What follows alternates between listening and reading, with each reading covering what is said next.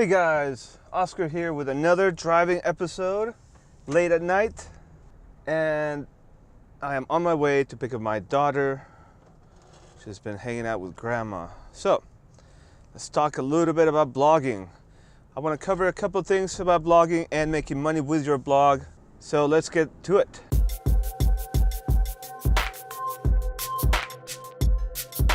One of the things I hear a lot of people complain about when they start a blog or when they feel like they failed at blogging for money is that they compare themselves to their mentor or coach or somebody. I have people that compare themselves to me. I have people that compare themselves to somebody like John Chow, Syed, Zach Johnson, and other people like that, even Harsh from Shout Me Loud. If you watch my previous videos, one of them is an interview with him about some of the techniques he used to double the revenue on his blog in just under 2 years. Pretty impressive if you ask me. And for those of you that are skeptic about making money online or having a job, having a online business instead of a job, think about when was the last time you were able to double your salary in less than 2 years? That's unheard of. Unless you go from a VP position to like the CEO or the president of a company, the likelihood of you doubling your income in a year and a half, it's pretty much non-existent, right? So blogging works, blogging makes money for a lot of people if you do things right, consistently, and if you don't give up. So one of the things that I really hear people complaining about is that they complain about their mentors and how good they're doing and how they're not doing so good. And then in all that convoluted logic, they forget and purposely neglect to think about the fact that their mentor or the person that they're comparing themselves to has been blogging for years. I mean, literally. John Chow, for example, he's my closest friend in the internet marketing space, one of my really good friends. And people are always saying, oh, well, you know, John makes $3 million and I only made $1,000 last month. Well, yes, John has been doing this for 20 years. 20 years, okay? He started internet marketing in 1998 with less tools than you have today right now. So, of course it took some time. Of course it took a while. And he didn't really start his blog until, I believe, 2005 or 2004, something like that. And it took him 2 years to make $40,000, so a month. So don't compare yourself to that. Somebody at Affiliate Summit West, I've heard it said twice now, I think it was either John Rampton or Zach Johnson said, don't compare your number 1 step or your step 2 to my step 15. You know, they're way advanced. These people are getting published in global publications, business magazines, things like that.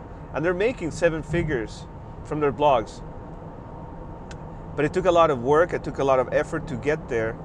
And all along the way, they were not complaining about the work. John Rampton, for example, talks about how he blogged 3 times a day for 8 months before he made his first dollar. Can you imagine that? 8 months. What is that? 8 times 3, 204, 240 days, right? 30 times 8. That's 240, right? Times 3. So a little less than 750 blog posts before he made money.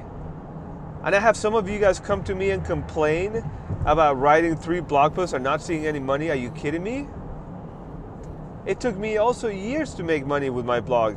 Granted, the first time I made money with an affiliate link, I wasn't intending to make money, and I made enough money to pay for my hosting for several years. That was pretty cool. For those of you that don't know the story, I made money with DreamHost has one of the best entry-level paying affiliate programs, paying you $97 for a sign-up. Now, there's some issues with DreamHost about that and all that, but without getting too detailed into that, when I first signed up for a website account, I thought, oh well, DreamHost is cool. I found them and I signed up.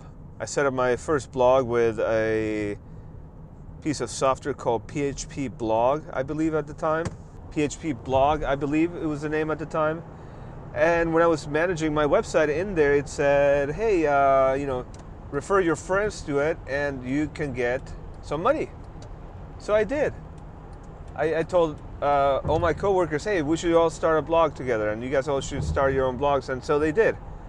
And I signed up like 4 or 5 people for the blog to start their own blog, and they did it. In a couple of days, we were all set up.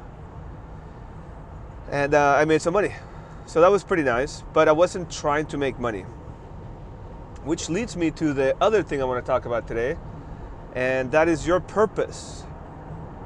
This is always very clear with me during anytime I coach people, anytime I try to help somebody with their blog or their business. I need to know their intentions. I need to know why they're in business and whether they have good intentions in their heart, because that matters. And when I talked to Harsh over Affiliate Summit, he reminded me of this because he's such a humble guy. He's so down to earth, and he just reflects what he talks about in his being. And that is, what is the purpose of your blog? Why do you have it? If your first answer is to make money, you will not make money. Or you will make a little bit of money and get burnt out, or maybe you will make a lot of money, but you will not succeed in the long run, because making money is not all that's cracked up to be. I've had weekends where I made $5,000 and Monday comes around and I make $0, or Tuesday and $0, and it gets frustrating, and sometimes I just want to give up. But I have to remember why I'm doing this, and it is not just to make money. One, my purpose is to give my family the time and attention and finances that they deserve. So that's my achievement. Whatever I need to do to make that happen is what drives me to get past the obstacles. Also, sometimes you need to realize that you will not make money for a long time. And that also brings to, why are you doing this? What purpose does your blog serve? In my case, I want to help people achieve a better lifestyle, much like I have. And to do that, I write in the blog. I tell them about what I do. I tell them about the tools that I use, how I use them, and things like that. And then I talk about it all in social media, and Facebook, Twitter, LinkedIn, Instagram, all that stuff. But so long as I have a way to provide for my family, I will always help people. I've helped people ever since I was a teenager. It's in my nature to be helpful. And so the blog is kind of a natural extension to that. And I'm good at what I do. So I feel like I should be thankful for that and grateful that I'm able to understand some of these technical concepts and share them with the people that are just starting. So that drives me. I will write blog posts about stuff that maybe don't make any money, but help a lot of people. And in contrast, sometimes I write a blog post that only helps a handful of people, but makes me a lot of money. At the end of the day, I just want to help one more person. So that is my goal. And you should find what your goal or your purpose is. Things like making $1,000 a day, making $1,000 a week, or $100 a day, whatever it is that you want to set as a measurement of success or of progress, that's fine. But don't lose sight of your why. What is your why is the most important reason, the most important factor to consider when you're in business. If you lose sight of that, you will get discouraged by failure. You will get depressed by negative feedback, because negative feedback is out there. you will get negative comments. Just go look at my Starbucks post from a few days ago. Somebody left a comment criticizing my approach to analyzing Starbucks. And you know what? If this was 7 years ago, 6 years ago, and I got that comment, I probably would have turned off the blog for a month. I would not be blogging, looking at it. I would just ignore it because I got upset that somebody left me a comment like that. But with time comes a thicker skin. And so now I have that. And I don't worry about it, because for that one person that left that comment, I got 3 comments on Facebook that they love my blog post, that they also love the same drink I was talking about, and they also have thought about how Starbucks has this presence in business that cannot be denied. And that's what I talk about in the blog post. I got great feedback. So far for this year, that's the best performing blog post. So this person that just was upset about something and wanted to take it out on me, those type of people are always going to be there. And if your why is not cemented, and if you're not clear about why you're doing what you're doing, those people will bring you down, and it will be painful because you spend so much time and effort and pain trying to learn something, and then you finally put yourself out there and somebody comes in and literally takes a crap all over it. And so you feel like, oh, well, this is crap, this sucks. And believe me, it happens all the time.